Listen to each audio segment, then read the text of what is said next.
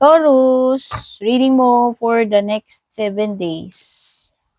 Tingnan natin yung mga energies. Ganap dapat mo malaman.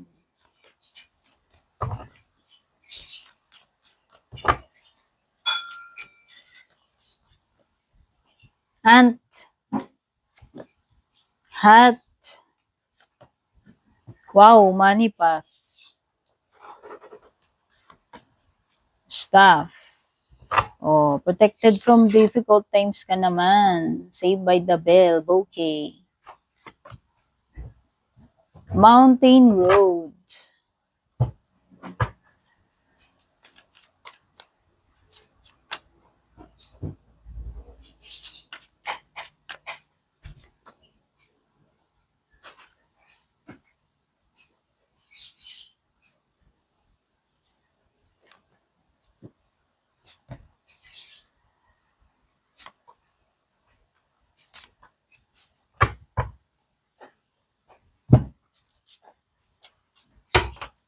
Maraming salamat, Taurus, ha. Kung ikaw ay bumabalik-balik, abangers ng mga reading ko, lalo na dun sa mga matagal nang nakasubaybay palagi. Maraming salamat din po dun sa mga nakapag-subscribe na, naka-follow na, mga suki natin sa private reading. Okay, mga zodiac signs na lumalabas dito sa reading mo. Pwedeng may mga water, Cancer, Scorpio, Pisces, Aries, Leo, Sag, Gemini, Libra, Aquarius. Pero kahit naman anong sign, yan lang yung mga lumalabas. Ichinichika ko lang. Okay? And, eto na yung success, achievement. Dahil sa iyong kasipagan, hard work. Kasi yung mga langgam, hard workers yan. So, definitely, marereward ka. Yung mga pinagtrabahuan mo this week, kung ano man yung mga yan, meron ka na namang ma-accomplish dito, meron ka na namang magagawang successful, magiging productive na naman itong week mo. Pero meron mga something new with the hat, no? It could be may mga hindi ka inaasahan dyan na gagawin mo. Andyan na naman yung kailangan mong maging flexible, adaptable, no? So, expect na lang yung mga ganyan na hindi mo inaasahan pero kailangan mong gawin. Kailangan mong mag-multitask, etc. Money path, ito yun. Wait lang. Wala kasi akong kuko, hindi ko matuklap. Ayan, money path. Sabi dito, makakahanap ka ng money path eh. Pero ito hindi automatic na pera kagad, instant money. So, ibig sabihin, kailangan mo makahanap ng diskarte para makadilihensya ka ng pera. It could be something na hindi mo inaasahan na pwede mong pagkapirahan, racket, whatever, no? Racket this week. Okay? So, hindi mo inaasahan na makakagawa ka ng pera dyan.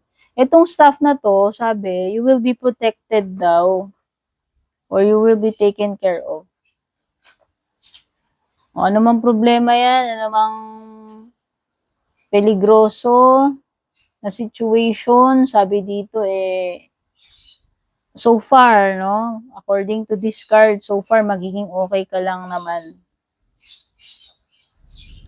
Okay, meron na namang mga matutuwa sa'yo, mai-impress sa'yo, makakatanggap ka na naman ng mga papuri, Taurus, compliments daw Admirer, pwedeng iba sa inyo, baka romantic admirer yan, someone na nakikyutan sa'yo, nagkakakrush sa'yo.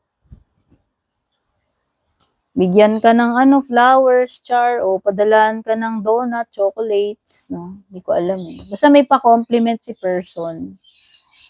Sabi dito talaga, dalawang cards mo yung sasabi, you are on the road to success. Ayan. So, mukhang may mga wagi ka na naman. Yung mga magagawa ka na namang successful, Taurus, this week. Okay. Para sa iyong overall energy, ano ba to? Hindi ko tuloy nakita kung baliktad doon Sige, kung ano na lang itong nakita ko dito, kung hindi ko alam kung nakatayo, nakabaliktad. 5 of Swords energy. Pwede kang may regret dito na feel ko. Especially kung makakapagbitiw ka ng salita, kung meron kang tao na makakaargumento. Yes. So, nakikita ko dito pwedeng may conflict, pwedeng may makabadtripan ka, hindi kayo magkasundo, hindi maganda yung mga magiging usapan ninyo, pwedeng may pagtatalong gano'n. Mga salita na mabibitiwan, tas ire-regret mo rin later. Challenge mo, ano to? 9 of Wands. Alam mo, challenge mo dito, ito yung mga tao na pwedeng mapipikon ka na kasi lumalagpas na sila lagi doon sa boundaries nila. Ito yung mga taong pwedeng nakikialam sa'yo. Yung tipong wala ka ng privacy. Ito yung mga taong invader ng space mo eh.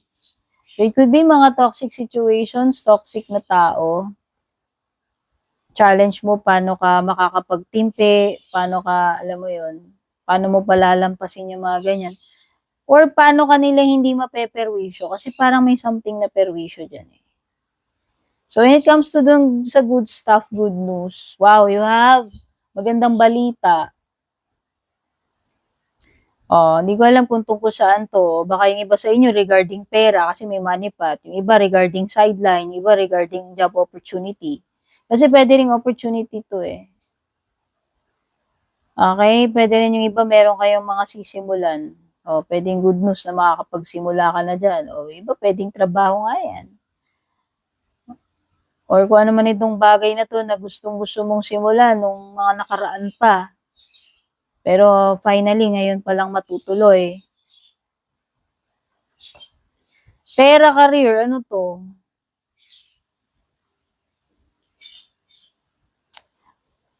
May mga success kang lumilitaw dito. Meron ka mga anin, may money path. Pero parang meron ditong something na maaaring hindi ka ganun ka satisfied. Na related sa pera, related sa trabaho. Or it could be na meron kang particular na bagay na gusto mong makuha this week, ma-accomplish this week. Pero sadly, pwedeng hindi ito kasali doon sa mga ma-accomplish mo o makukuha mo. Related sa work, pera. Love life mo, Queen of Cups. Maglalambing, mag-express ng feelings, magpaparamdam, magpapapansin, magpapacute. Basta, ma-appreciate mo tong week na to kasi itong person na to, ipapakita niya kung gaano ka ka-special sa kanya. Ipaparamdam niya yon. Or malalaman mo yung confirmation na meron din palang feeling sa itong person na to. Kasi nga, ayan meron dito magpapahiwatig, magpapadala ng flowers sa'yo, ng chocolate, basta. Water sign. Sa unexpected, ano to? Unexpected. Parang disappointment na nafe-feel ko eh, nung tinitingnan ko to eh. Hindi mo in-expect na mababadrip ka dito, pwede ka mag-walk out. Hindi mo in-expect na hindi ka masisiyan. Ito na nga yun, pwedeng related sa pera, sa trabaho. Pwedeng failed expectation, nakala mo ito, pero pagdating sa'yo, okay. Parang hindi ka ganun ka-happy. Hindi mo in-expect na meron ka itatapon, dear. Parang may itatapon dyan eh, di-discard. Gusto niyo ng private reading sa akin, guys, dumiretso kayo sa Nag-iisa official FB page ko. Nag-iisa lang yung Purple Tin FB page ko. Purple Tin, may check sa dulo, meta verified. Kung gusto niyo ng private reading, kayong mag-PM sa akin. Yung mga fake, i-add friend kayo, i-message kayo. Pag may ganun, hindi ako yun. Ha? Sa kahit anong platform. Okay? Kung gusto niyo mag-avail ng exclusive perks, mag-join kayo ng subscription doon. By the way, thank you dun sa mga masisipag magpadala ng stars, comment, mga nag-share, super thanks, mga nag-avail na membership subscription, mga hindi nag-skip ng ads, mga laging bumabalik-balik, nag-share, abangers, yan. Thank you. Tingnan na natin yung mga closing messages for you. Advice. Additional messages. Messages. Ano ba yan? Nabubulol ako. Sabi dito, you don't suck. You just haven't slept. O kulang ka na naman sa tulog. Puro ka na naman puyat. Baka kailangan mo lang ng pahinga. Kailangan mo lang ng tulog. Kailangan mo lang ng break. You are not everyone's emotional support wizard. Kaya, ayan. O, mag-set ka nga ng boundaries limitation. Di ba yun yung challenge? Learn when to say no. Taurus, hindi masamang tumanggi. Hindi ikaw takbuhan, hindi ikaw sumbungan ng bayan, hindi ikaw superhero at all times. So, igalang irespeto mo rin yung sarili mo, yung space mo, yung privacy mo, yung oras mo. Dito sa mga tao na hindi marunong magrespeto niyan, yung mga tao na abusado, dinidrain ka na lang, laging ikaw na lang. Alam mo yun? Mag-limit ka rin. O, halimbawa, gusto mong tumulong. O, ngayong araw na to, limit ko mga 1,000 na tao lang yung pwedeng mang-istorbo sa akin. Char. Ano pa? Kasi nga, kulang ka lang sa pahinga tulog. Kulang ka sa space, privacy. Time sa sarili mo.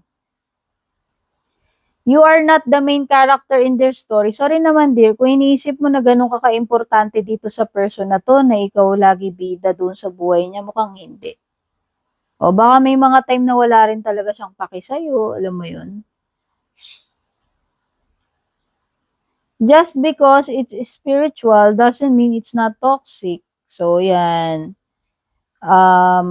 May kinalaman to dun sa mga bagay na nai-scroll mo siguro. Nakikita mo, hindi porke spiritual, maniniwala ka kagad, ganyan-ganyan. Okay.